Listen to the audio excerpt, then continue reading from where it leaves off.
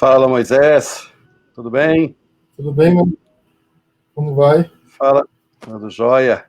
Fala, companheiros de jornada inteira. Tudo bem com todo mundo? Estamos de volta com mais um momento de estudos. Estamos de volta para mais um momento de reflexão. Hoje pedimos desculpas, talvez a nossa internet não esteja tão boa por conta de algumas circunstâncias, mas tudo bem, vamos tentando levar da forma que der, que Jesus vai nos conduzindo sempre, com certeza.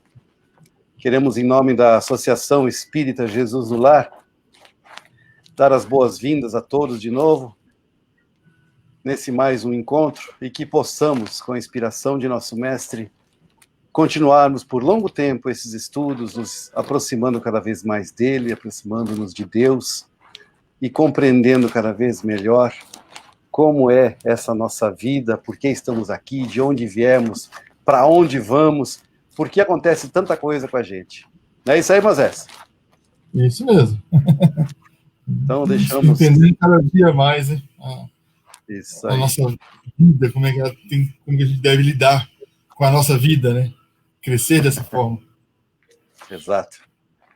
Então, vamos elevando nossos pensamentos a Jesus, acalmando nossos corações, eliminando nossas preocupações, nossos medos e ansiedades, e vamos nos alegrando, porque mais uma vez estamos nos colocando na presença de nosso Mestre Jesus.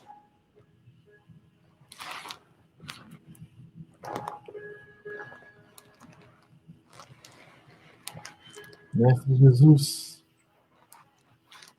nosso irmão mais velho, que olha tanto por nós, com tanto carinho, com tanto amor, através de Ti, Senhor, através dos Seus ensinamentos, queremos crescer, queremos evoluir, queremos aprender, para não mais repetirmos os erros passados, não mais nos preocuparmos com problemas, e sim com soluções, e sim no amparo, no amor, que é o que o Senhor nos ensina.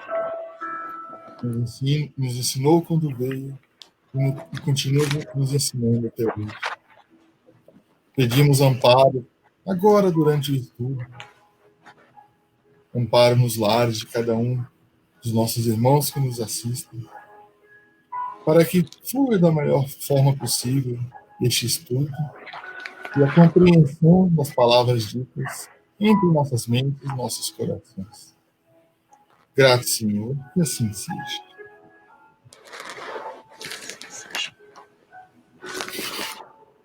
Todo mundo bem por aí? Vamos continuar. Muito bem. Acredito que todos ali também estão. Hoje falo em nome de todos. Então, bastante ali falando, alguns dando boa noite. E a sala está ficando cheia. Opa. Isso é bom. Responsabilidade. Pois é. Então vamos dar continuidade, né, no Evangelho segundo o Espiritismo. Estamos ainda no finalzinho do capítulo 1. Eu não vim destruir a lei. E hoje vamos lidar com o tomo 10. Que aí sim, né? Eu igual me enganei na vez passada. Esse sim é Fenelon falando. Então vamos lá. Um dia, Deus, na sua caridade inesgotável, permitiu ao homem ver a verdade dissipar as trevas. Esse dia foi o advento do Cristo. Então está nos situando, né? O Fernando está dando uma introdução, está nos situando em alguns aspectos. E aqui falando que nós, né, seres humanos, vimos a luz tomar conta da escuridão, que foi, né, no caso aqui do texto, quando Cristo esteve conosco encarnado. Depois da luz viva, as trevas voltaram. O mundo, depois das alternativas de verdade e de obscuridade, perdeu-se de novo. Quando Jesus partiu para o plano espiritual, já, talvez, vamos dizer assim, até me atrevo a dizer que ainda no finalzinho da presença dele aqui, né, devido àquela ato de crueldade que foi feito, né, e depois em diante, quando Jesus já não estava mais encarnado conosco, foi quando deu esse momento escuro novamente, né, porque o homem, pela sua ignorância, né, tentando colocar na frente, tentando não colocar, voltar o que Jesus trouxe contra o amor, né, que Jesus trouxe, voltar até as questões de que vamos dominar, né, o homem precisa dominar, vamos colocar esse povo no rumo. Esse seria o contexto, né?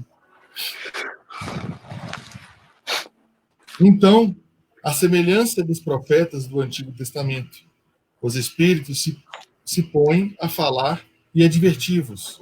O mundo foi abalado em suas bases, o raio estourará. Sede firmes.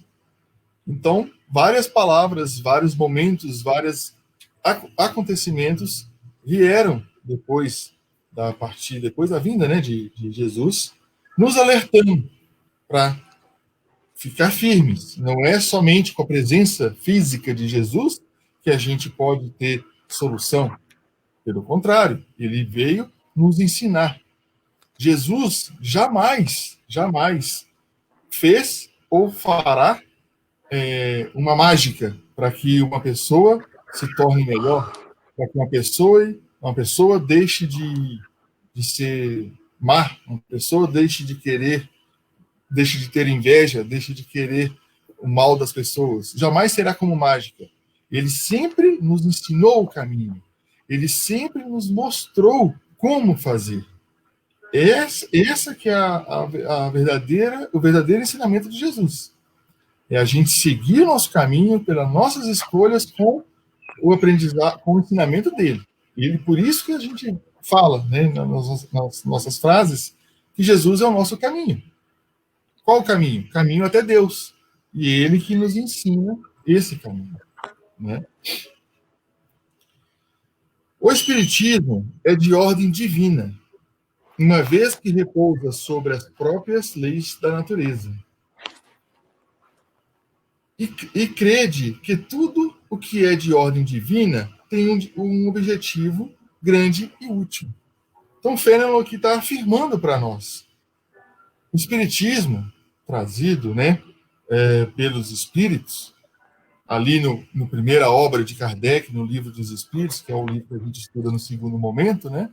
Esse livro foi postado em 1857, né?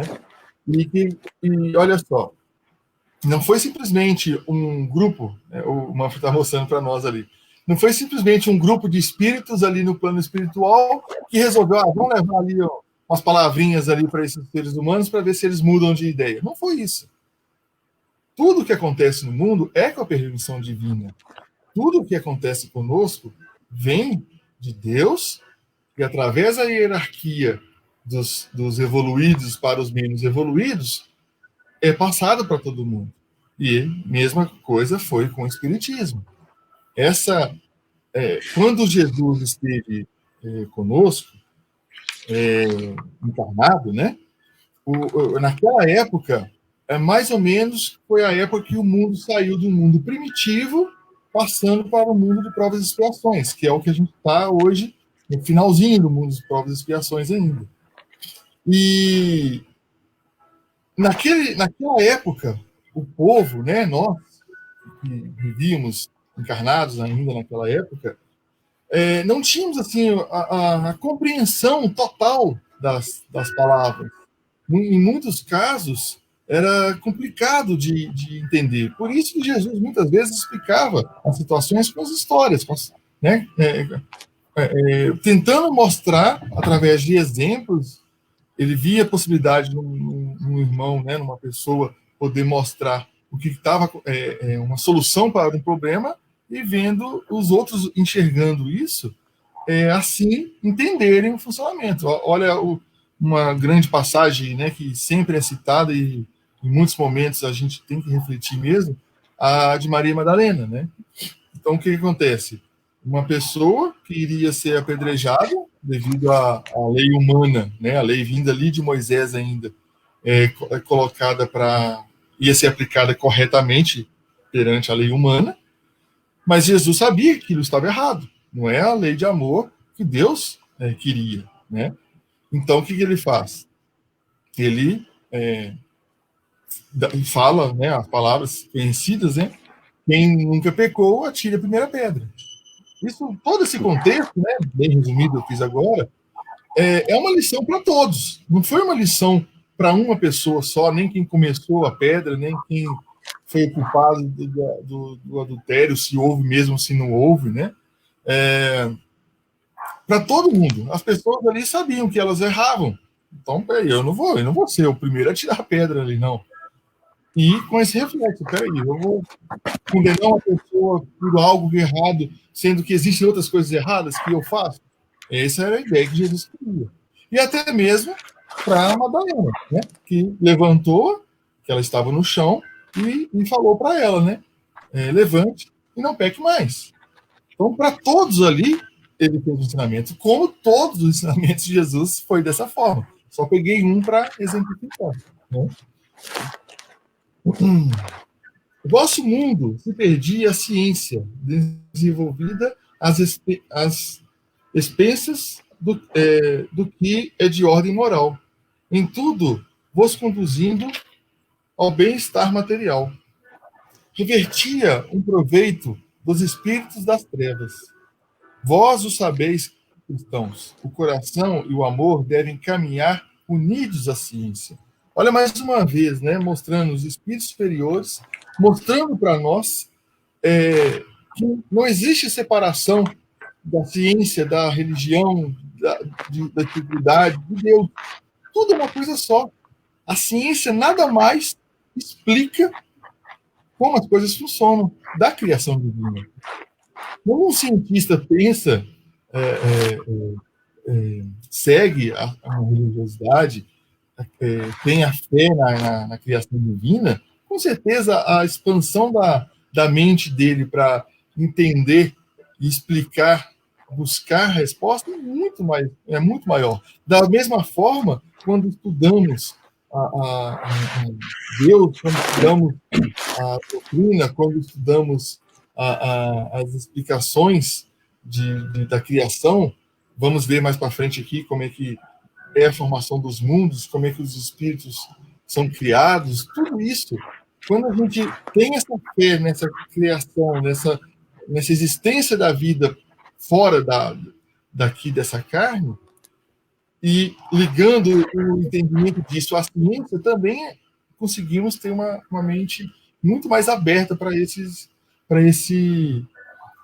efeitos. Então, está tudo junto, mais uma vez mostrando, né, que deve caminhar realmente assim.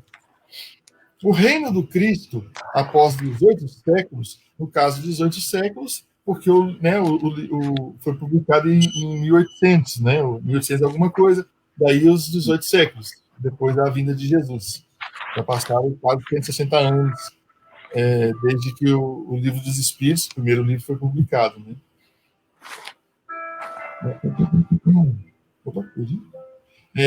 E malgrado o sangue de tantos mártires ainda não chegou. Nos situando, né? Passaram 18 séculos, 20 séculos agora, depois de Jesus, várias pessoas tentaram colocar, e outras tentam ainda colocar, mostrar que Jesus realmente estava certo, né? Mostrar para a humanidade que nós que fomos errados em condenar Jesus, e dessa forma ainda persistimos nos erros, persistimos em fazer coisas erradas, persistimos em deixar a treva, deixar a escuridão tomar conta de nós. Precisamos lembrar que o simples, que é muito mais fácil de lidar, é muito mais tranquilo de fazer, nós complicamos. É isso que a gente gosta de fazer, complicar. Né? Cristãos, está falando para todo mundo agora, Todos que acreditam em Jesus. Tornai ao Mestre que quer vos salvar. Tudo é fácil àquele que crê e que ama. O amor o enche de uma alegria inefável. Sim, meus filhos, o mundo está abalado. Os bons espíritos vô-lo dizem sempre. Curvai-vos sob o sopro percursor da tempestade, a fim de não seres derrubados, quer dizer, preparai-vos e não vos assemelheis às virgens estouvadas que foram apanhadas de surpresa à chegada do esposo. Aqui, né, tá bem, tá colocado de uma forma assim, vamos dizer, figurativa, né, com situações da época quando foi escrito. Mas olha só, cristãos, tornai-o ao mestre que quer vos salvar.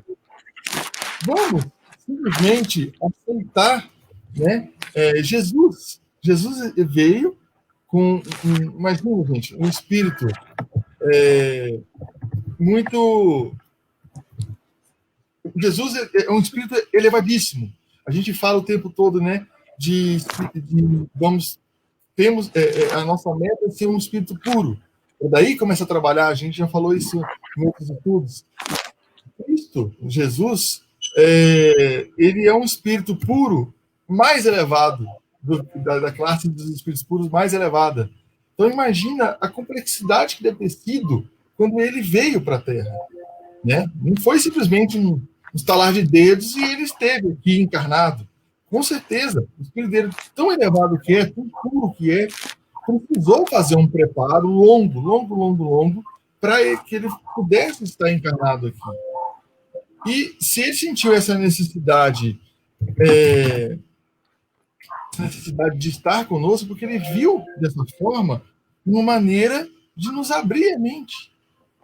O simples fato de a gente aceitar que uma alma tão boa, um espírito tão puro, com um amor incondicional por nós, porque ele acreditou e acredita até hoje no nosso potencial, porque a gente não pode dar um mínimo de atenção a isso?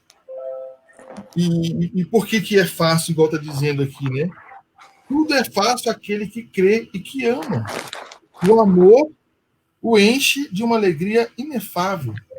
Olha como é que qualquer ambiente fica melhor com amor, qualquer ambiente fica melhor com alegria. Às vezes você vê uma pessoa talvez mais nervosa, mais perturbada, se você dá atenção, dá carinho, um elogio, tudo isso muda o ambiente totalmente. Um ambiente ríspido, um ambiente escuro, com luz, com amor, muda totalmente. Né? Se a gente pegar as passagens de Jesus, tudo que ele fez, tudo que ele ensinou, nunca foi exigindo, nunca foi fazendo algazarra, nunca foi fazendo barulho. Ele sempre tentou fazer assim, mostrar o que temos que fazer. Amor, carinho, né? Atenção, importar com o próximo, importar com o nosso irmão. Isso, nossos irmãos, né? Esse que é o exemplo, essa que é a vantagem, essa que foi a passagem de Jesus aqui. Ele veio porque só dizer, tanto é que começou por Moisés, e no mesmo momento, né, que ele trouxe as 10 leis de Deus, as leis de amor de Deus, e ele já mudou ali para poder pegar o povo na pressão, porque ele viu que o povo não ia conseguir seguir um caminho rumo reto, né? Ele já mudou ali a lei, querendo um pouquinho mais de severidade, porque o povo é muito difícil, muito bruto ainda, né? Muito aquele carvão no início da lapidação, né?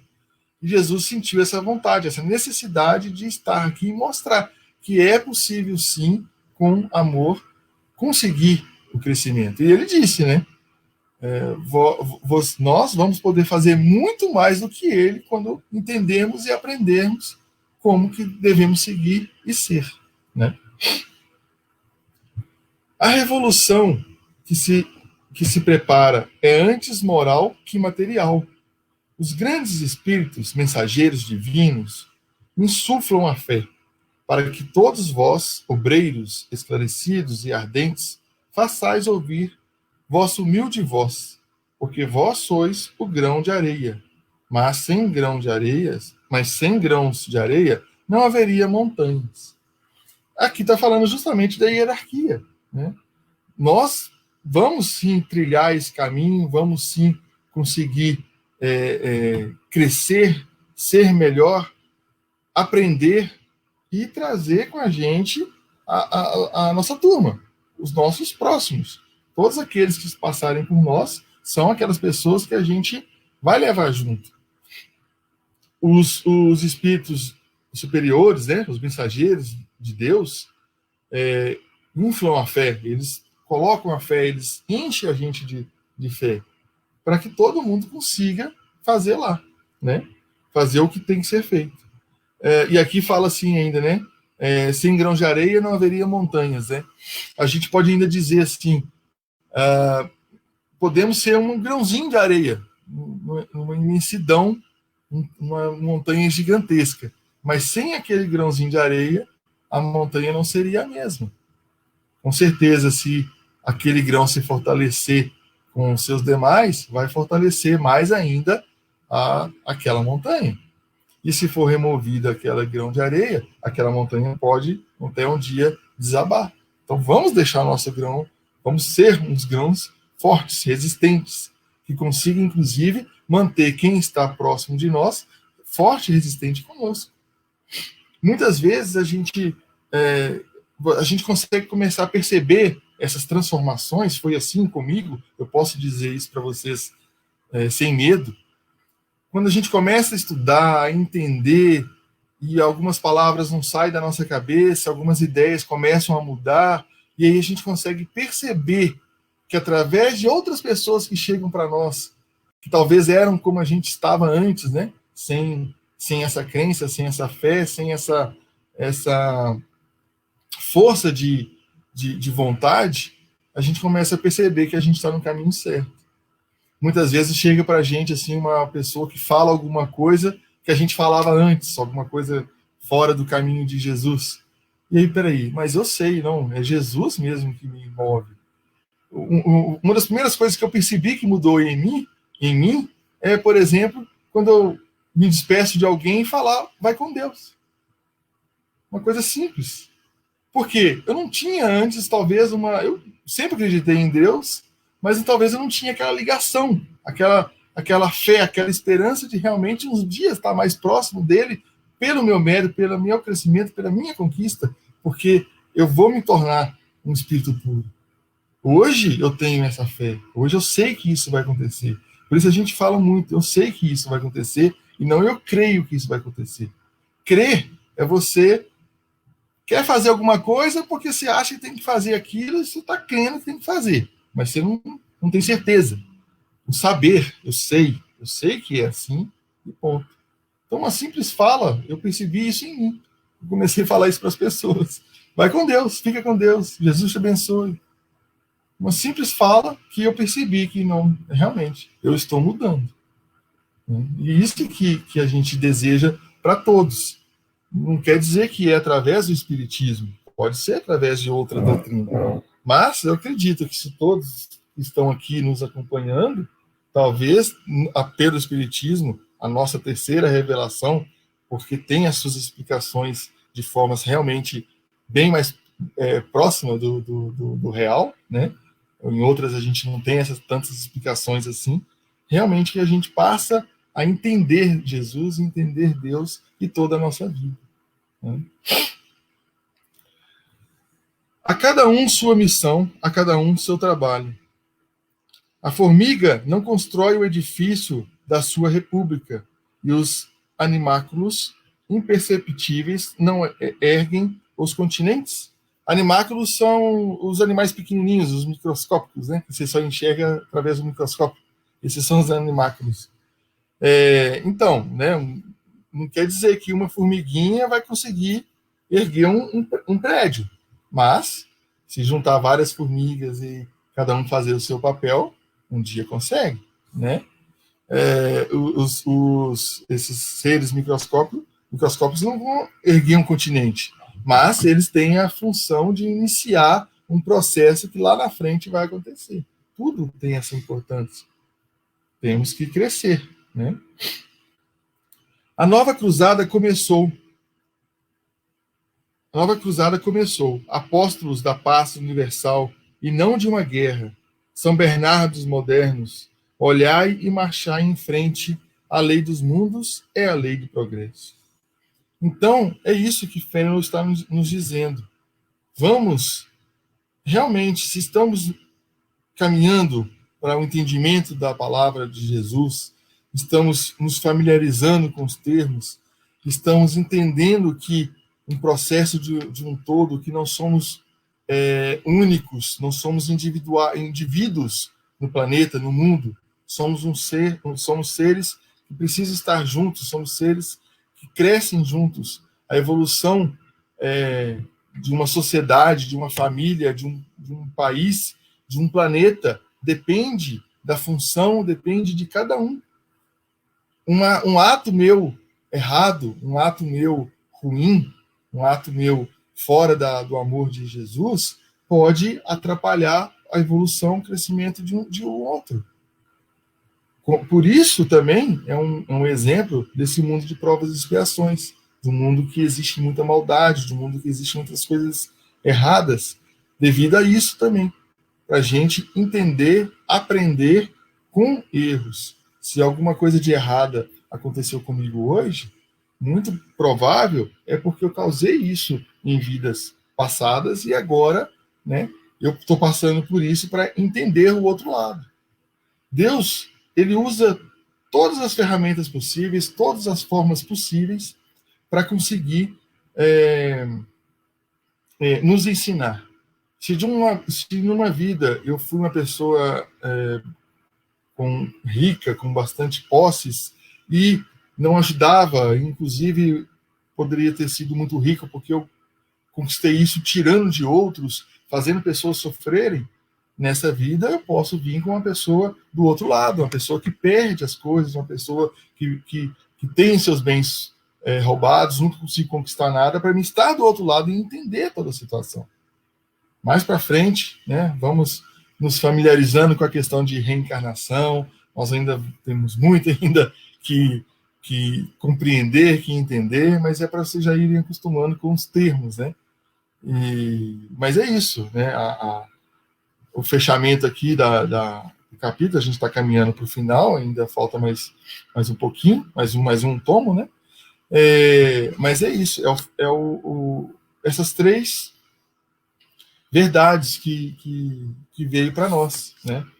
E finalizando com o Espiritismo, que é um momento, um acontecimento que veio realmente para terminar o que Moisés começou, Jesus veio mostrar na prática como que funciona, e agora as lacunas que ficaram abertas, os detalhes que ficaram abertos, os entendimentos que não foram bem assim entendidos, vamos fechar agora, né, através do Espiritismo. Assim encerramos o Evangelho. Espero que tenham ficado com muitas dúvidas para fazer bastante perguntas. E vou passar a palavra agora para o Manfred.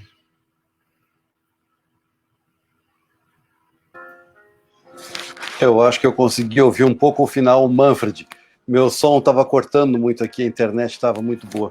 Mas eu só queria aproveitar o gancho que você pegou no finzinho, eu consegui te acompanhar, que o Espiritismo vem justamente esclarecer 2 pontos aqui nesse evangelho de hoje. O primeiro é acerca do espírito das trevas, ou espíritos trevosos, ou uma coisa assim. Não estamos nos referindo, o Espiritismo nos ensina que não existem demônios, esses seres voltados eternamente para o mal, eternamente cruéis. Não existe isso. Mas não é isso também que estamos nos referindo, que o Espiritismo se refere. Esse espírito trevoso, esse espírito das trevas, nada mais é do que nós mesmos darmos atenção às nossas paixões, às nossas vontades terrenas, aos nossos vícios, os prazeres que a gente curte, né, que a gente volta sempre querer repetir mais, por isso que ele coloca ali, a preocupação foi com o bem-estar material, e isso nos aproximou do espírito das trevas, ou seja, nós demos mais importância às necessidades e às vontades do corpo, que é perecível, que vai apodrecer em algum momento, nós vamos todos, como é que a gente diz lá em São Paulo, em Minas, nós vamos ficar 7 palmos abaixo da terra, vai virar pó, vai voltar ao pó, não é isso? É assim que fala também? É. Então, nós damos atenção a esse corpo perecível e as vontades que fortalecem ao corpo, ao invés de nos dedicarmos às vontades que fortalecem e purificam o espírito. É isso que se trata, é isso que diz que Jesus vem nos salvar. Não é que a gente está correndo perigo, né? Não é isso. Nós estamos num processo de sofrimento. E Jesus está nos indicando o caminho para alcançarmos a verdadeira felicidade, não aquela da satisfação do corpo, mas a que traz satisfação para o espírito. E aí nós vamos encontrar ao longo de todo o Evangelho, e por isso que nós entendemos, e seus próprios espíritos trouxeram essa informação para o senhor Allan Kardec, que inclusive temos umas perguntas hoje no final, né, para responder, a respeito de Allan Kardec. Esses espíritos falaram para ele nem tinha comentado com ninguém, e os espíritos falaram, agora a obra começa a tomar forma. Esse é o livro mais importante, porque qual é o objetivo do espiritismo? A regeneração moral da humanidade. Olha que projeto ambicioso, grandioso, não é? Que os espíritos, que Jesus tem em mente, aliás, ele tem a missão de fazer agora, de fazer as pessoas progredirem. Começou com Moisés, depois veio ele próprio nos ensinar a amar, e por fim veio o Espiritismo para explicar o quê? Que nós devemos deixar as paixões terrenas de lado, porque assim como existe aquele ditado que caixão não tem gaveta para levar as joias e os dinheiros junto, também não levamos no bolso os nossos bens materiais, não tem um armário, não tem uma garagem para levar aquilo que a gente tanto se desgasta para conquistar nessa terra. E depois que a gente desencarnar, ou seja, morrer, nós não vamos ter isso e vamos ficar sofrendo, porque nos apegamos demais a essas coisas. Já estamos dando mais um spoiler. Eu mais ou menos percebi que o Moisés deu um spoiler agora há pouco também, adiantou um assunto, vou adiantar um aqui também, para dar aquele gostinho de quero mais, de quero buscar conhecer mais a doutrina, porque é isso mesmo. Construir conhecimento é assim, uma informação de cada vez e vamos acrescentando mais uma e vamos construindo esse conhecimento. E a segunda informação, que gostaríamos de dar só mais uma pincelada, desse último parágrafo que Moisés levantou, que a revolução que se prepara, ou seja, essa transformação, né, é mais moral do que material. Isso aqui é altamente aliviador, vamos colocar assim. Eu não sei se existe essa forma de expressão, mas vamos inventá-la agora. Deu para entender facinho, espero. Significa que aquelas ideias de fim de mundo, que vai ter catástrofe, que vai destruir, que vai se acabar, não é nada disso. O fim do mundo a que se refere, já na época de Jesus, João, escrevendo lá o Apocalipse e tudo mais. Aliás, você sabe o que significa a palavra Apocalipse, Moisés? É bem legal procurar isso no dicionário. Significa ensinamento. Ensinamento, não é desgraça, fim do mundo, nada disso. Significa ensinamento. A mesma coisa que a palavra evangelho. O que significa a palavra evangelho? Uma palavra tão usada, mas pouco compreendida. A gente não busca lá hoje está tão fácil, digita no Google e vai aparecer o significado. Significa boa nova, boas notícias. Simplesmente isso. Boas notícias significa você vai parar de sofrer, você vai reencontrar seus amores, você não vai morrer, só o teu corpo fica para trás e vai ter que renascer porque você tem que aprender algumas coisas e o mundo não vai acabar. Simplesmente porque Deus ama. E se ele ama, por que vai destruir? Por que vai permitir a destruição? Não faz sentido. Então nós temos que entender esses pontos para a gente parar com alguns temores, parar com algumas ansiedades e angústias que não nos cabem. Então, essa coisa do fim de mundo, pode ser que aconteça uma pandemiazinha aqui, outra ali, um deslizamento de terra acolá, uma chuva excessiva não sei aonde, uma seca cruel, umas queimadas, coisa assim, um terremoto aqui, um furacão ali, normal. Mas não vai destruir o mundo. O que vai acabar, esse fim do mundo que se fala, é esse mundo de crueldades. São as crueldades, as doenças, as guerras, tudo isso, a manipulação, esse negócio de sistema bancário se aproveitando da boa vontade alheia, das necessidades, das fraquezas. Imagina, misturando as coisas. Se nós começamos a nos desapegar das coisas terrenas, não vamos mais ter aquela necessidade do consumismo. Ao mesmo tempo, já não vamos mais fomentar esse sistema monetário de uma forma tão desenfreada, tão maluca. Essas metas não terão mais que ser batidas. A vida será mais tranquila porque nós teremos outras necessidades que são as do espírito e não da matéria. Eu sei que eu estou falando agora um pouco contrário a muitas situações hoje que envolvem a nossa vida, a parte financeira, a parte da economia e tudo mais, mas isso é uma verdade, gente. Nós nos perdemos. Aqui, isso é a palavra do Espírito, não sou eu, não. Aqui, ó, de Fenelon. O mundo, cadê aqui? Vosso mundo se perdia. A ciência é desenvolvida apenas para o bem-estar material. Nós corremos achando uma ilusão. Nós corremos atrás da ilusão. A gente quer um bem-estar, mas de uma forma que nos estressa, que nos deixa doentes. Como é aquele ditado, Moisés? A gente gasta a vida para ganhar muito dinheiro, para ganhar fortuna, depois a gente gasta a fortuna para salvar a própria vida. Como é que é esse negócio? Porque depois fica doente, tem que gastar com remédio, com médico, com não é? Então, essa é a nossa vida hoje. É isso que Jesus veio falar. Gente, a vida de vocês está maluca. Para com isso, não precisa disso. Vamos deixar as coisas materiais de lado cada vez mais. Lógico que não é num passe de mágica, as coisas não acontecem tão simples, mas a gente precisa treinar isso gradualmente, se desprender. Por que eu tenho que comprar uma roupa nova toda semana? Por que eu tenho que comprar um sapato novo cada mês? Deixa, vai usando. Né? Só temos 2 pés. Lembra do Chico, que usava sempre aquele terninho dele? Tinha talvez uns 3 ou 4 no guarda-roupa, não sei bem da história, mas talvez vocês aí de Pedro Leopoldo, inclusive Moisés, saibam melhor a história dele. Mas ele não tinha roupas assim, de grife e armário que ficava redondo de tanta roupa lá dentro. Era simples. Por que nós precisamos tanto? Nós temos um corpo e 2 pés. Para que tanta coisa? Então, o Espiritismo nos convida a reformular os nossos ideais, os nossos pensamentos, as nossas vontades, os nossos desejos, satisfazer os desejos reais, verdadeiros, puros, não os desejos da carne, porque a carne, ela exige muita coisa, ela exige muito, ela é teimosinha, é terrível. Se o espírito não tomar cuidado, ele é conduzido pela carne, ao invés do espírito conduzir a carne. É um processo inverso. Os espíritos falam isso. O corpo virou o nosso tirano. Ele é um amo mimado. Porque nós satisfazemos o corpo e não ao espírito imortal. E depois passamos quanto tempo em sofrimento, em tristezas, em agonias, angústias, porque sempre dávamos atenção ao corpo que morre, ao invés de darmos a atenção ao espírito que sobrevive. Essa é a boa nova, essa é a boa notícia de hoje. Muito bom, senhor Moisés.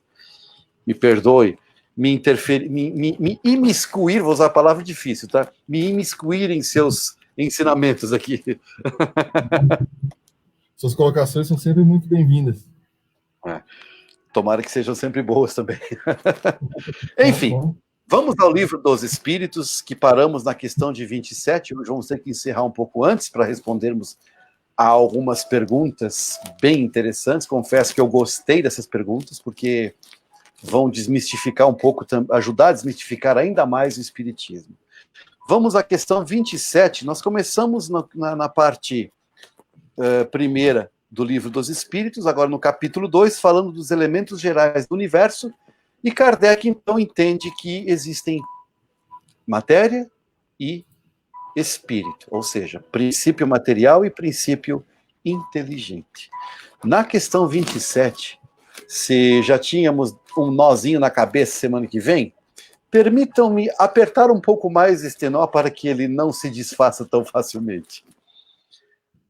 Kardec pergunta, então tem dois elementos gerais no universo, matéria e espírito, é isso?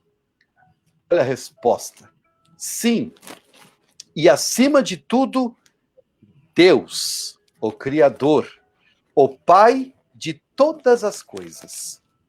Deus, Espírito e matéria constituem o princípio de tudo que existe. Essa é a trindade universal. Deus, Espírito, matéria. Mas ao elemento material se tem que juntar o fluido universal. Eu falei que ia dar um nó na cabeça. Esquenta a cabeça, não. Vamos desatando esse nó, mas não vai ser hoje, tá? Nós vamos dar uma apertadinha no nó para fazer para preparar, construir o nosso conhecimento, porque essa resposta nós vamos precisar de um tempo para entender bem isso. Mas tem um pouco a ver com a pergunta de Johann semana passada, quando nós falamos de espírito e matéria, como é que funciona essa ligação. Então, entre espírito e matéria, existe um elemento aqui no meio, que também é matéria, né, que desempenha um papel de intermediário entre o espírito e a matéria propriamente dita, por demais grosseira, para que o espírito possa exercer ação sobre ela. Então, o que os espíritos estão explicando aqui? Deus, espírito e matéria. Deus é a instância suprema. Então, deixa um pouquinho de lado. Vamos nos apegar agora ao espírito e à matéria, porque nós já entendemos que o espírito precisa da matéria para aprender. Então, ele vai agir sobre a matéria, e a matéria será, ao mesmo tempo, esse instrumento, mas, ao mesmo tempo, o professor. É por causa da matéria que nós temos desenvolvidos o nosso intelecto e os nossos sentimentos. Isso tudo que nós temos que lutar agora para se desapegar, que nós comentamos exatamente há alguns instantes na conclusão do Evangelho, é a origem dos nossos problemas, que a gente se apegou demais, vamos dizer assim, melhor dizer, corrigindo, né? A gente se apegou demais à coisa material, se apegou demais a esse professor, mas agora a gente tem que aprender a se libertar dele, a gente tem que deixar ele de lado, mas é importante ainda a gente não deixar de lado no sentido de totalmente, nós precisamos, mas dar menos atenção, menos importância. É igual você ter um cheque especial, mas você não dá atenção para ele, você não dá importância para ele, deixa lá, deixa guardadinho, cartão de crédito, você tem, mas não tem a menor importância, tá bom? É mais ou menos esse sentido. Nós precisamos do corpo físico, da matéria, para os aprendizados. Só que o espírito não atua diretamente, ele não é compatível com a matéria. Então, para que o espírito consiga agir sobre a matéria, precisa, entre os dois, de um elemento intermediário. Esse elemento o espírito chama de fluido universal. Isso nós vamos desenvolver mais para frente, tá? Se estiverem os nós ficando muito apertados, relaxe que ele afrouxa um pouquinho, não se preocupa. Não estamos propondo entender tudo agora, porque isso é impossível. Para nós ainda é uma dificuldade compreendermos isso, porque é altamente complexo. Olha que já estamos estudando isso há algum tempinho, né? Talvez não o suficiente ainda, mas é complexo entender isso. Então, tranquilo, nós vamos hoje pincelar, ou seja, dando a introdução, para aos poucos irmos construindo esse conhecimento e aí sim ele fazer sentido. Porque ao entender isso, nós vamos sair do campo da mistificação e vamos entrar no campo da natureza. Porque nós vamos entender que tudo o que acontece é fenômeno natural.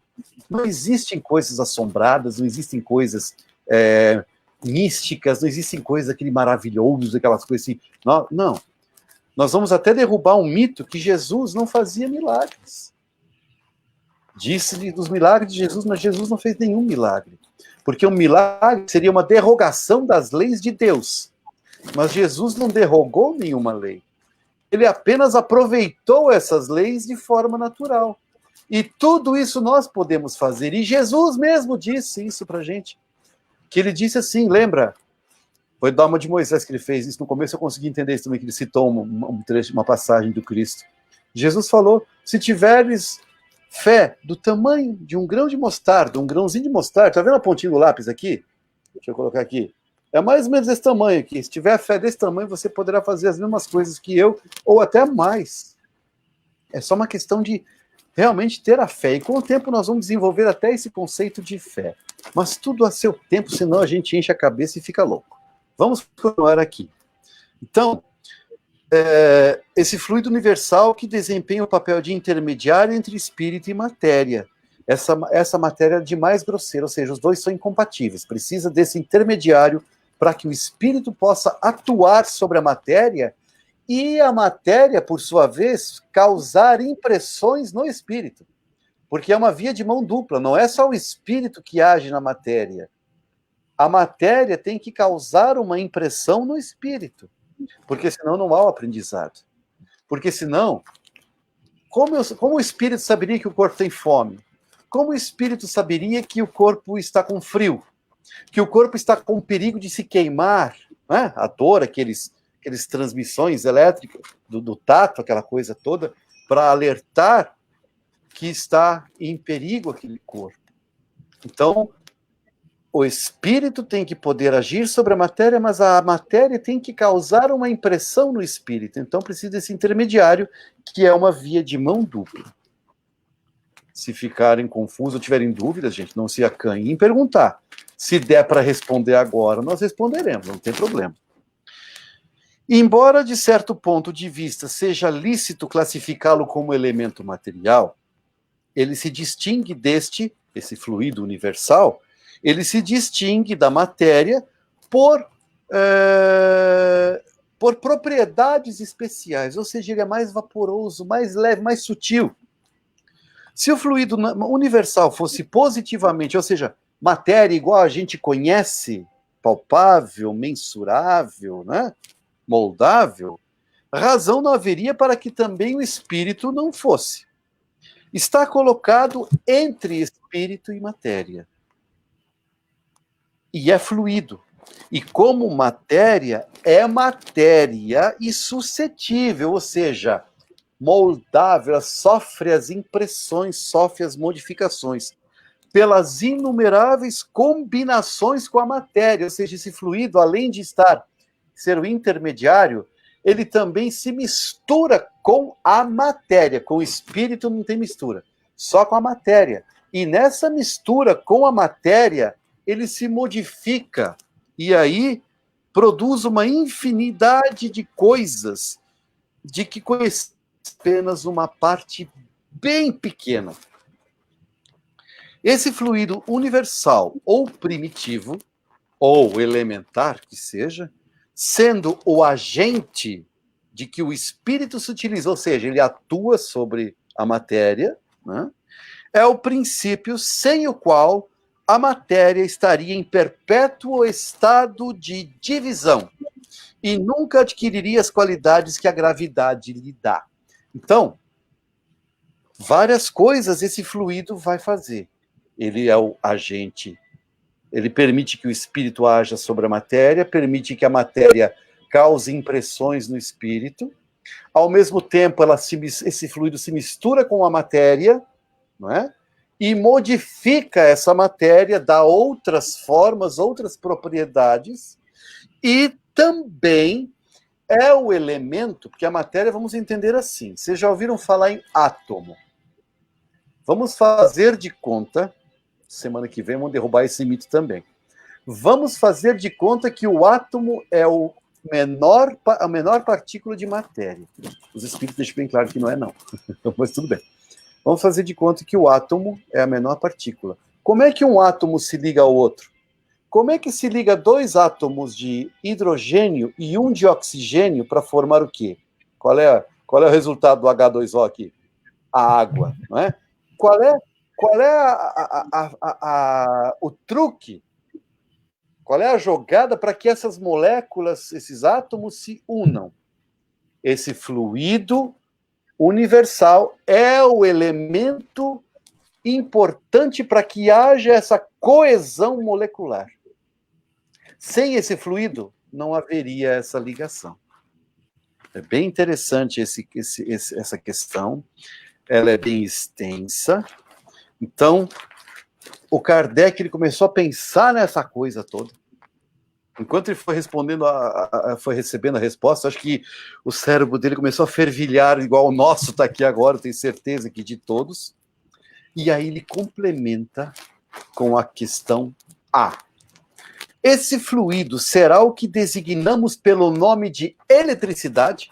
Na época dele já se tinha um pequeno conhecimento de eletricidade e se conhecia também magnetismo. Então ele já associou as coisas. Seria a eletricidade, então, esse fluido? Olha que resposta. Dissemos que ele é suscetível, ou seja, é capaz de ser transformado de inúmeras combinações. O que chamais fluido elétrico, fluido magnético, são modificações desse fluido universal. Então, o que é a corrente elétrica? Quem estudou um pouquinho de física, só fazendo uma rápida pincelada, uma corrente elétrica é o quê? Os átomos estão ali e tem o núcleo e tem o elétron que corre ao redor, que circula, que orbita ao redor do núcleo. A corrente elétrica é o quê? É um elétron vai empurrando o outro e cria essa corrente elétrica. Por isso, elétron elétrica. Se tiver algum físico aqui, me perdoe, tá? Foi uma explicação muito esdrúxula, muito simples, só para entender de leve, tá? Porque eu não sou físico, não sou especialista. Mais ou menos uma ideia. Então, essa corrente elétrica, por isso tem que ter o fio, e ali os elétrons vão se empurrando. Não é que vai batendo um no outro, mas o campo magnético de cada um vai empurrando, e cria-se, então, assim, aquela corrente elétrica. Por isso fala assim, corrente elétrica. O magnetismo, a mesma coisa. Essa corrente era tão grande assim que ela cria um campo magnético, um campo, para ficar mais fácil, um campo de força, tá? Não é o termo correto, tá? Por favor. Mas para entender, é um campo de força. Você pegar dois ímãs, tem um lado que ele não vai deixar juntar e tem o outro lado que ele vai grudar. É aquilo que a gente chama de magnetismo. E isso existe na matéria animal. Mesmer foi o descobridor disso. Chama-se magnetismo animal. Mas isso são outras primaveras, outros tempos, que nós vamos começar a falar dessas coisas.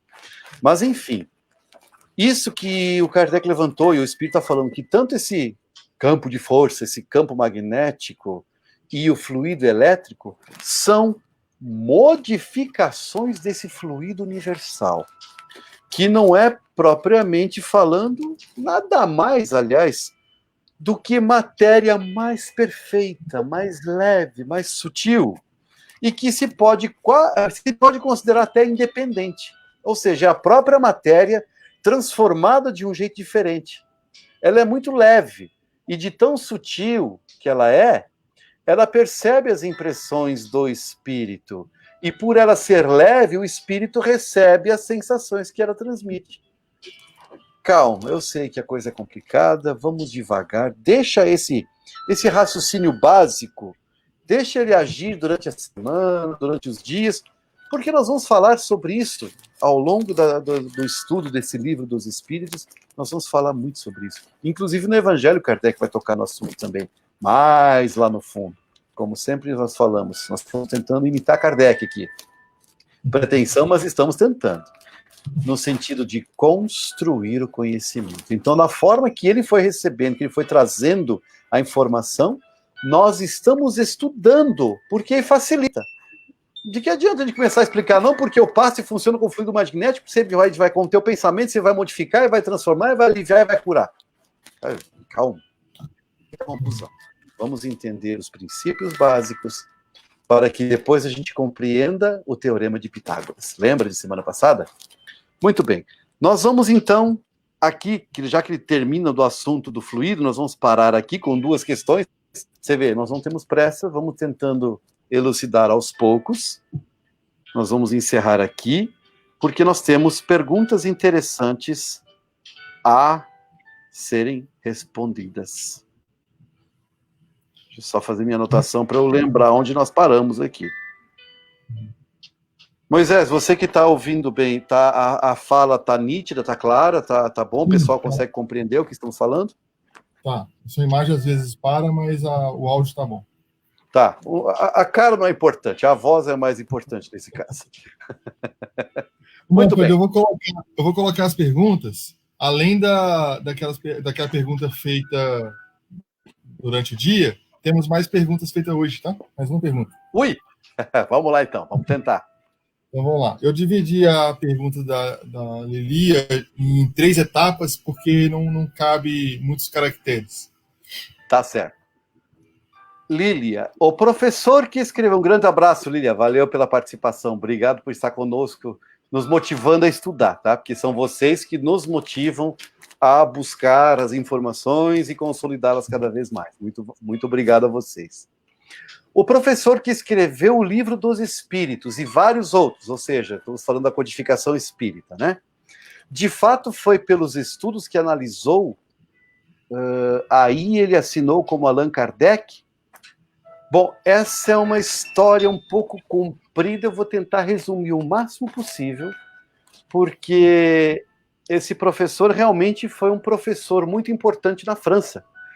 Não diretamente, mas ele foi o responsável, depois de ele levantar algumas questões, ele botou alguns dedos em algumas feridas e despertou o olhar do povo francês, e ali, indiretamente, ele interferiu na educação da França, depois daquele levantamento, anos depois, lógico, como dissemos, não foi ele que fez, mas ele levantou isso por primeiro.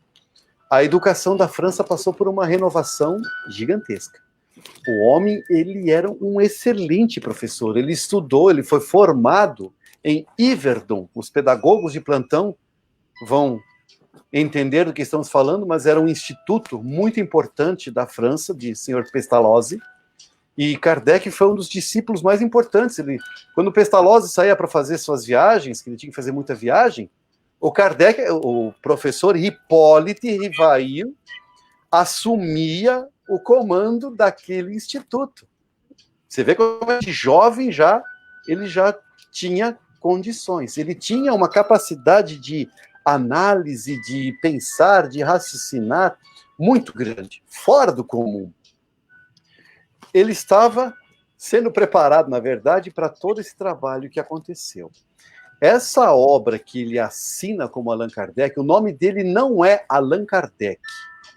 O nome dele é Hippolyte Léon Denisard Rivail. O meu francês é péssimo, tá? Não se preocupa, não. Mas Hippolyte Rivail, pronto, esses 2 nomes eu sei falar. Então, ele é um estudioso, ele estava envolvido com a Academia da França, Academia de Ciências da França, por isso que ele tem muita pergunta da área das ciências, ele estava envolvido, ele estava junto com os cientistas. Quem, por acaso, assistiu um filme do Jackie Chan, A Volta ao Mundo em 80 Dias, ali vocês vão perceber que também tem uma academia de ciências. Então, era mais ou menos aquilo ali que o Allan Kardec estava inserido. Então, ele tinha contato com todos os conhecimentos, as descobertas da época. Por isso ele falava de eletricidade, de magnetismo, disso, daquilo, de não sei o quê. Ele falava de muita coisa, vocês vão ver isso ao longo da obra. Tem muito conhecimento, muita informação que ele coloca ali. Inclusive do panteísmo, que nós já vimos também. Nós já vimos isso. Isso também era discutido ali, daquela parcela de Deus e isso e aquilo, que saía de Deus, aquela parcela, depois encarnava, daí quando morre volta para Deus, aquela diluição, umas coisas assim, meio diferentes, um ponto de vista diferenciado. Mas esse professor, quando começou a doutrina espírita, aliás, quando começaram os fenômenos espíritas, que são de movimentação de mesas girantes, quem assistiu o filme Allan Kardec vai ter uma ideia mais ou menos do que estamos falando. Isso foi assim um tempo muito rico naquela época. Hoje nós não temos mais, porque não precisa mais. A atenção já foi chamada, né? Já foi despertada. Então ele, quando tomou conhecimento dessas mesas girantes, e principalmente que essas mesas poderiam responder a perguntas, ele Isso é conversa para boi dormir. Não vem pro meu lado esse negócio, não, que eu não quero saber. Ele era muito cético no começo. Precisou um tempo e algumas pessoas muito sérias, de renome, assim, de pessoas que ele realmente entendia que a coisa era séria, que explicaram para ele como é que esses fenômenos aconteciam. Precisou assim, para ele ser convencido a se deixar convidar para participar de uma sessão dessas. E ali, então, ele começou a enxergar que realmente tinha alguma coisa por trás, mas não era a mesa. Era algo muito além disso. E ali, então, ele começou, e essas pessoas já falaram, não é a mesa que responde, é um ser que nós chamamos de espírito, que está respondendo a isso através da mesa. A mesa é só um instrumento. Então, precisou de algum tempo para desenvolver essa doutrina, para ele conhecer isso, construir esse conhecimento. E ele entendeu, porque ele tinha uma formação, em Yverdon tem uma formação protestante, tem aquela ligação com Deus. Então, ele tinha essa consciência do divino. E ali, então, ele tinha tamanha grandeza. Hoje nós sabemos que ele fazia parte, ele faz parte da falange do Cristo, com a missão de trazer o esclarecimento, o Consolador prometido para nós. Então ele faz parte daquele grupo gigantesco, é um espírito muito evoluído, muito elevado. E ele tinha uma bondade muito grande. Ele tinha, assim, uma simplicidade, e ele não tinha nenhuma necessidade de se aparecer. E ele entendeu que toda a obra do Livro dos Espíritos não tinha nada dele, apenas a organização das perguntas e da elaboração do livro. Um ou outro comentário, só a obra inteiramente dos Espíritos. Por isso ele cita o livro, ele intitula, melhor dizendo, o Livro dos Espíritos.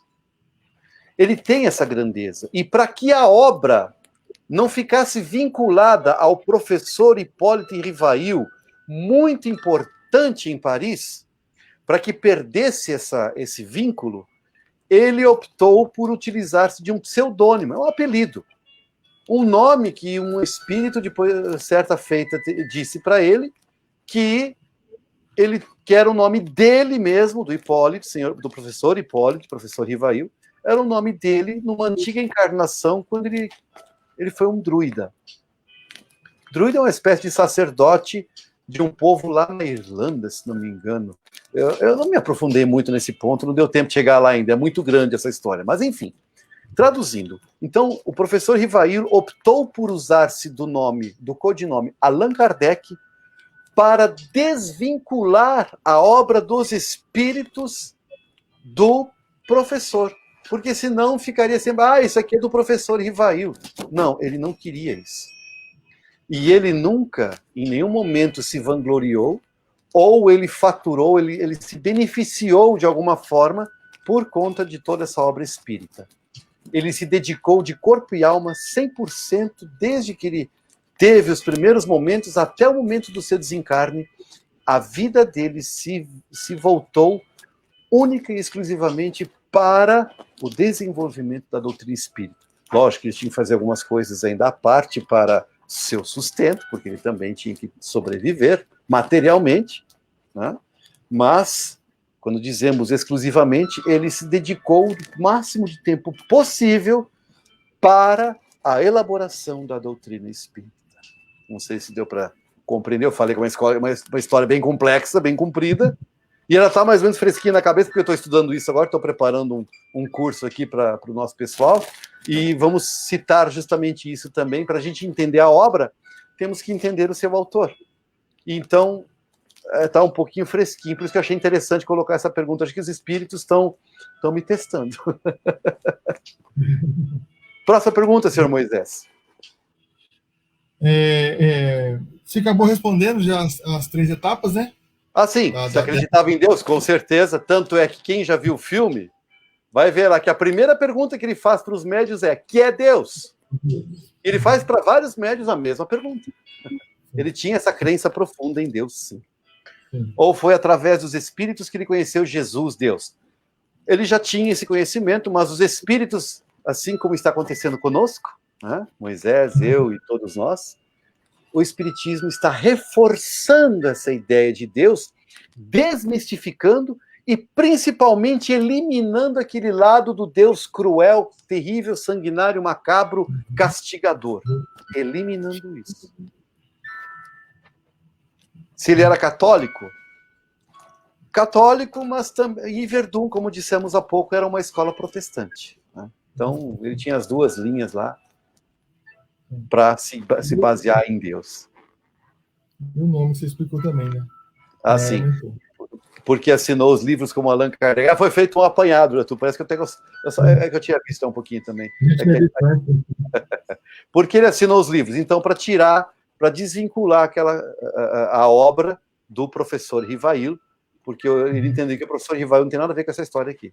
Né? Não tem nada a ver. Apenas o pseudônimo.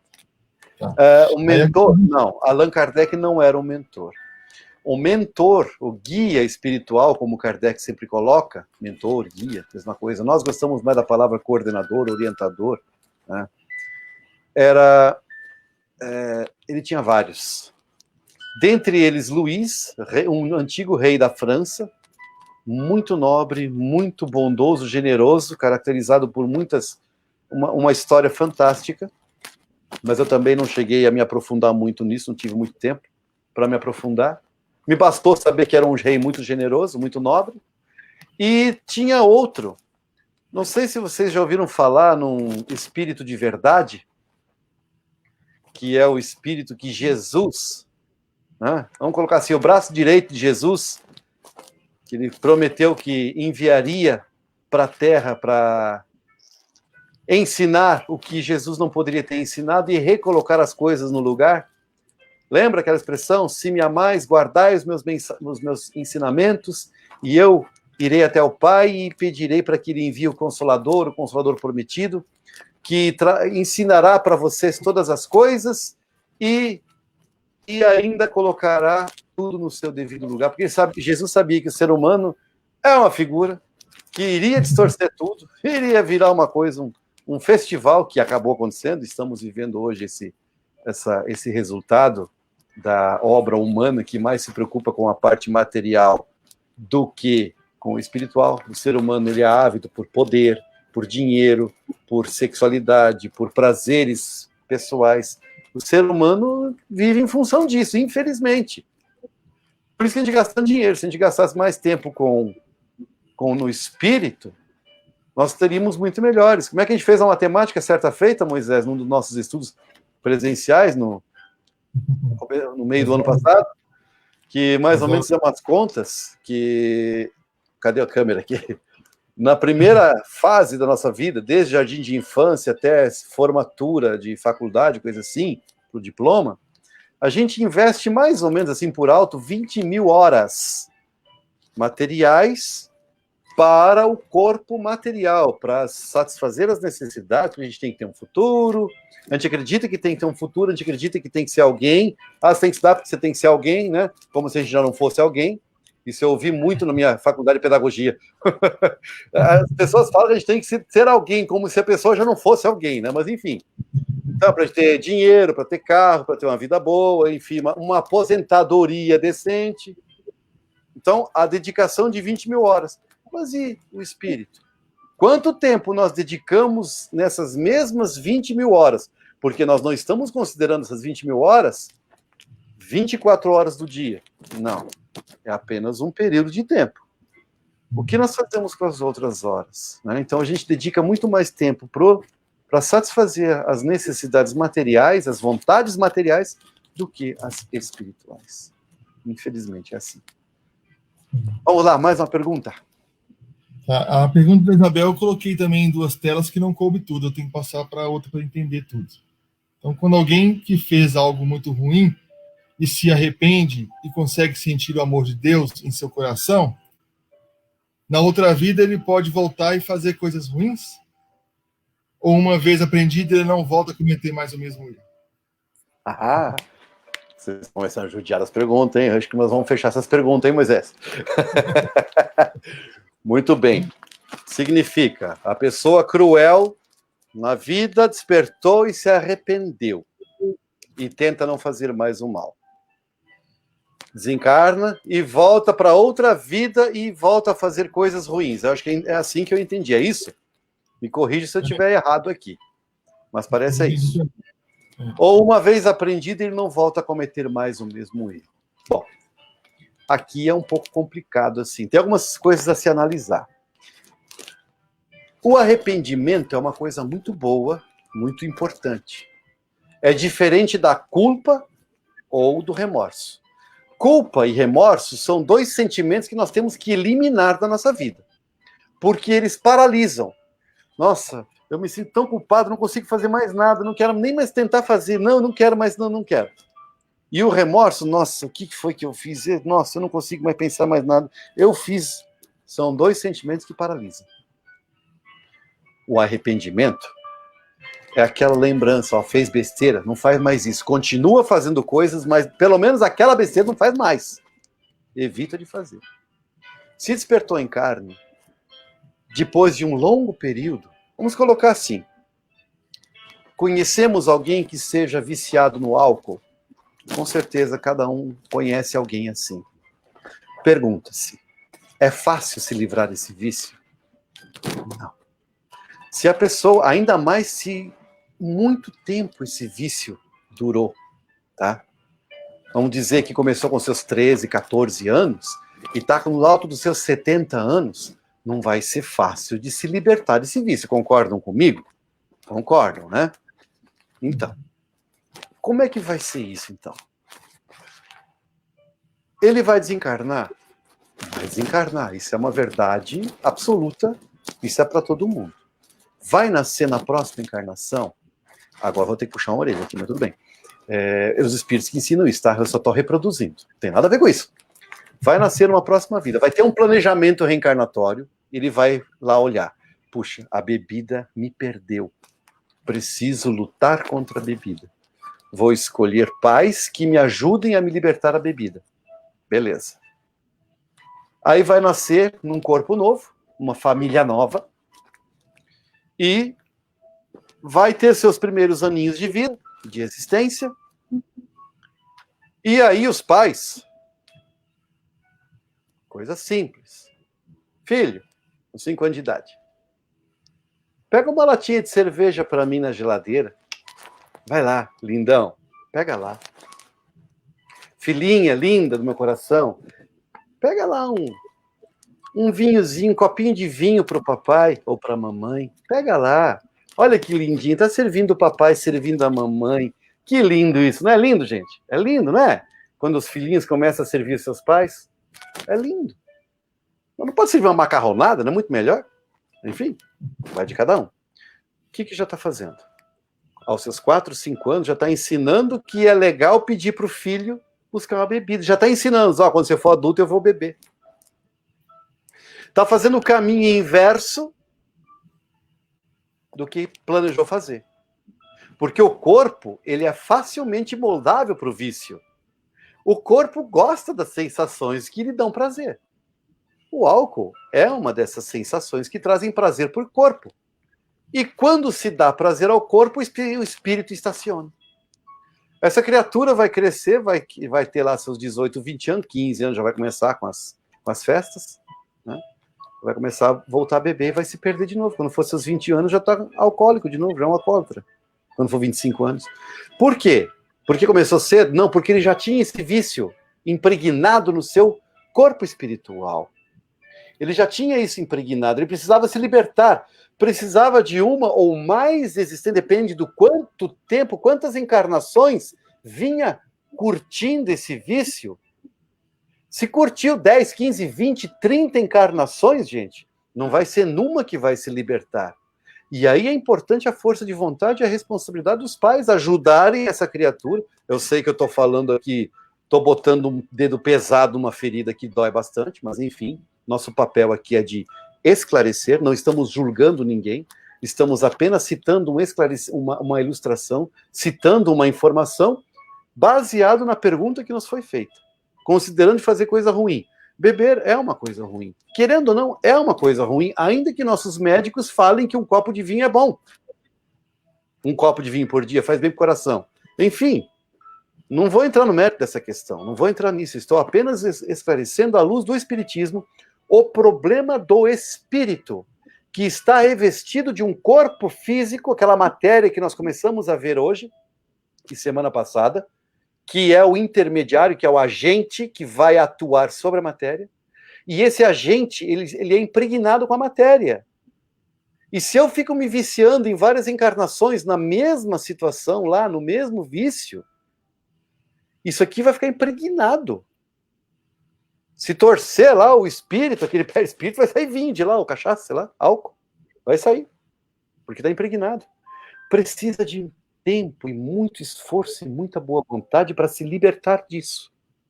Ele precisa se libertar, porque senão não vai encontrar felicidade. Vai ficar no sofrimento.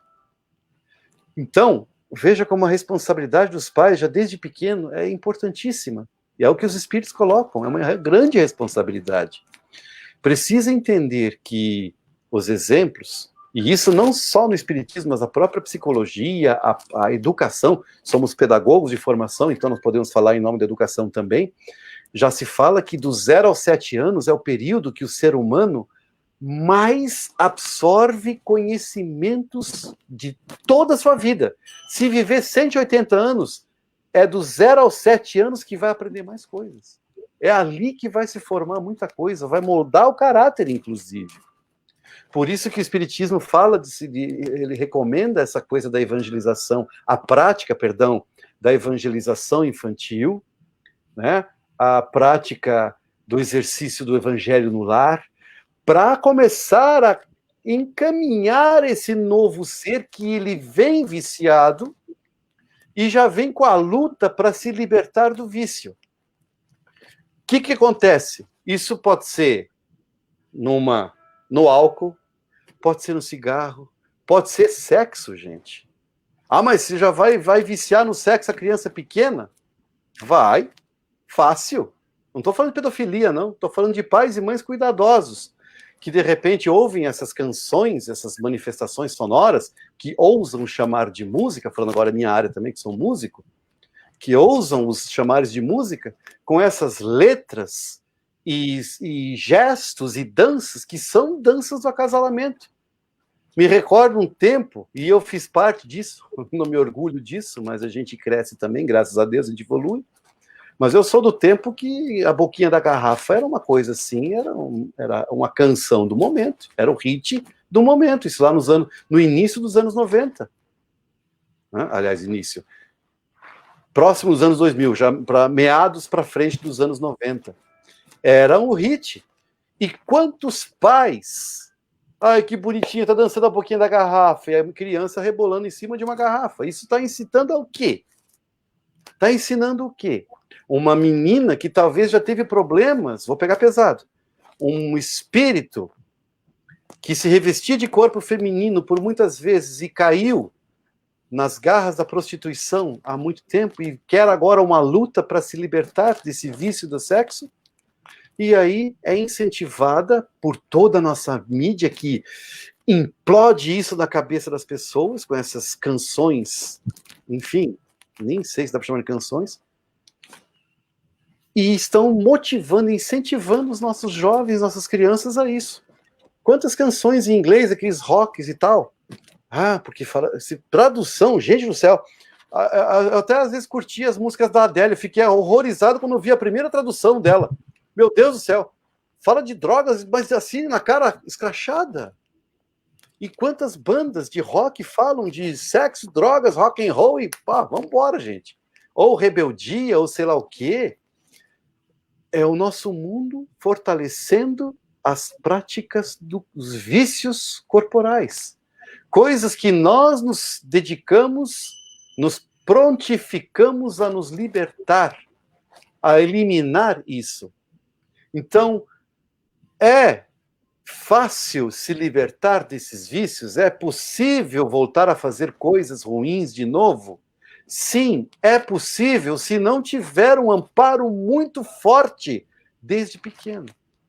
Porque uma vez entrando na adolescência e voltando a cultivar esses vícios, é lógico que é mais fácil o vício, já é gostoso, eu sei que é gostoso. No meu íntimo eu sei que é gostoso, eu vou eu vou por esse caminho, do que ficar indo pelo caminho da abstinência, da castidade. Isso dá muito trabalho. Todo mundo falando que é bom e eu aqui, não, vou ficar aqui na boa. Não. Gente, enfim, vocês sabem bem do que estamos falando, né? Quem nunca? Né? Então, a coisa começa de pequenininho, começa no berço. Lógico, tem seres que já evoluíram muito ao estilo Chico, e aí já não tem mais. Mas tiveram um longo período, uma longa trajetória de muitas e muitas encarnações, de muita lágrima, de muita dor, de muito sofrimento, para se libertar daquele vício. Estamos falando de um, mas nós temos, nós temos muitos. E acreditem, quando fala-se de vício, não se fala só de comida, de sexualidade, de drogas. Estamos falando de humores. O sentimento de vitimização, aquela coisa, eu gosto de me sentir o coitadinho. Eu gosto de ficar vendo os outros, ficar perguntando se eu gosto, se eu tomei remédio ou tal. É um sentimento íntimo. Estão duvidando de mim? Assistam o Quem Somos Nós. Aquilo me despertou. Eu estava entrando nessa, de começar a sentir coitadinho de mim. Tomei um Valium que a médica me receitou, me deu uma amostra, uns 2, 3 comprimidos amostra grátis. Tomei um, cara, eu posso falar para vocês, o Valium é bom, ele dá um, desperta legal, mas não recomendo tomar, não. Não façam isso. Me despertou e eu fui assistir o Quem Somos Nós, que na época estava no auge, isso no início dos anos 2000. E ali pegou no ponto da vitimização. Gente, eu não conseguia nem olhar para mim, eu não conseguia olhar para espelho, não conseguia olhar para televisão. Eu senti tanta vergonha de mim mesmo, que eu peguei aqueles restantes, aqueles comprimidos, e falei, não preciso disso aqui não, chega, basta. E graças a Deus nunca mais tomei esse negócio. Não toma não, gente. Cuidado, vamos devagar com esses remédios aí. Então, tudo isso é vício. Nós temos vícios. Quer ver? Como é que a gente anda na calçada? Como é que a gente atua na calçada com os carros? Quando a gente é transeunte, quando a gente é pedestre. E quando a gente está dirigindo, como é que a gente se comporta? É igual? Ou é o oposto? Né? O Disney, eu sempre digo assim, o Disney era um cara inspirado. O Disney, ele fez lá do Pateta, se vocês lembram, ele ilustra bem isso, por isso que eu estou citando isso, eu lembro desse desenho, ele colocou isso, é fascinante. Quando você é pedestre, você é um personagem, quando você é o motorista, você é outro. Né? Quando você é o pedestre, você exige que o motorista seja um bom condutor e respeite as leis de trânsito. No momento que ele está atrás do volante, já reclama que o pedestre está invadindo a área. É bem assim. Se nós formos francos com nós mesmos, nós vamos ver que nós somos assim. Então nós temos muitos vícios, muitas coisas. Enfim, a lista seria enorme. Poderíamos gastar uma semana inteira relatando situações assim, mas acho que já deu para ter uma noçãozinha básica do quanto que a educação inicial é importante. E principalmente a educação, sem fazer apologias, mas a educação espírita, porque ela vai esclarecer a criança desde pequeno que ela é um espírito imortal e que ela precisa se libertar dos seus vícios para quando entrar na fase adolescente, que é uma fase complicada. Todos nós passamos por isso, nós sabemos como é que é, né? É uma fase complicada, aquela fase que vai levar para a fase adulta, muitas dúvidas, muitos questionamentos, e aí os amigos começam a encher a cabeça de coisa, a mídia de hoje está uma coisa terrível, né? Acho que 3% do que se coloca na mídia dá para aproveitar, se é que dá para aproveitar tudo isso. Então tudo isso seduz os nossos jovens. Se não tiver uma base na infância muito forte, o adolescente vai cair de novo, e pode comprometer a existência de novo. E pode ter lágrimas no final, de novo, e sofrimento. Infelizmente é assim. Muito bem. Aí encerrou as perguntas de hoje. A gente continua semana que vem, então, porque já foi meia hora além do tempo de novo. Vocês já perceberam que eu me empolgo quando eu falo, né? Eu sou acostumado a falar 4 horas, se precisar. Palavras aqui não faltam. Mas vamos deixar, então, para responder. Ou a gente faz um vídeo durante a semana, ou então a gente responde no final do próximo encontro. Ou então, Moisés, a gente já combina com o pessoal, faz um curso de 3 horas, pronto, aí faz tudo. Não, brincadeira. Vamos manter como está. Então é isso. Vamos, então, para encerrar, vamos pedir ajuda ao nosso anjo da guarda para sair desse estado de euforia, de agitação, né? De ansiedade que os estudos, eles naturalmente nos levam a esses sentimentos. Vamos baixar a poeira, acalmar nossos ânimos, vamos restaurar nossa leveza, nossa tranquilidade, nossa serenidade. E vamos nos alegrar mais uma vez, porque, mais uma vez, ainda estamos na presença de Jesus.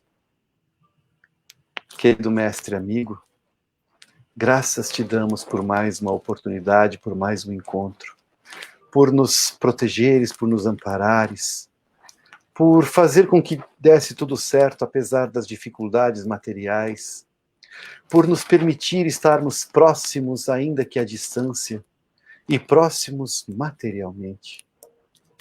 Graças, Senhor. Graças pelas instruções, pelos ensinamentos, por nos deixar um pouco, perdão da expressão, um pouco malucos, mas aos poucos, isso voltando, isso chegando a uma acomodação e começando a fazer sentido. Obrigado pela proteção, Senhor, pelos benfeitores que permites nos acompanhar ao longo da semana, ao longo dos dias, em especial os nossos anjos da guarda, os nossos queridos benfeitores que escolheram, que aceitaram a missão de cuidar de cada um de nós. Muito obrigado, amigos, muito obrigado, irmãos. Senhor Jesus, que possas abençoar nossa semana, possas abençoar nossos lares, nossos familiares, abençoar nossos amigos, abençoar nossos empregos, nossos patrões, chefes, ou nossos subordinados, conforme o caso, nossos colegas de trabalho, abençoar o lugar onde trabalhamos. Que possam todos estar na tua paz, Senhor, e que possam ter alguns instantes nessa paz para se lembrarem de ti e de sua própria espiritualidade, Senhor, para que alcancem também, assim como nós estamos buscando, o próprio despertar. Graças, Senhor, que se faça sempre as tuas vontades, pois que estas são as vontades de nosso Pai. Que assim seja.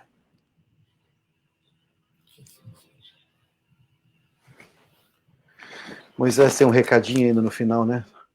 Sim.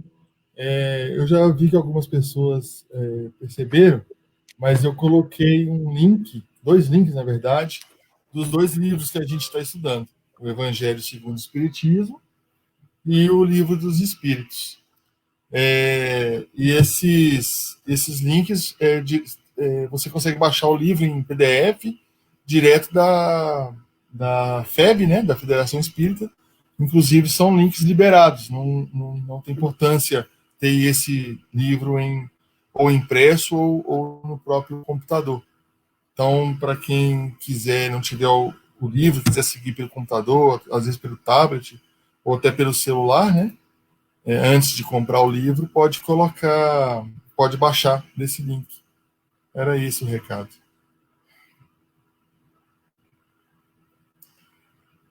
Então, era isso. Bom. Eu desliguei tudo aqui porque eu não conseguia entender nada.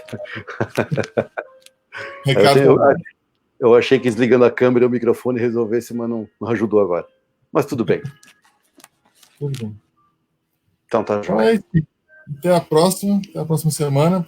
Abraço a todos, boa noite, Manfred. Fiquem com Deus. Valeu, Moisés. A gente se fala. Um grande abraço.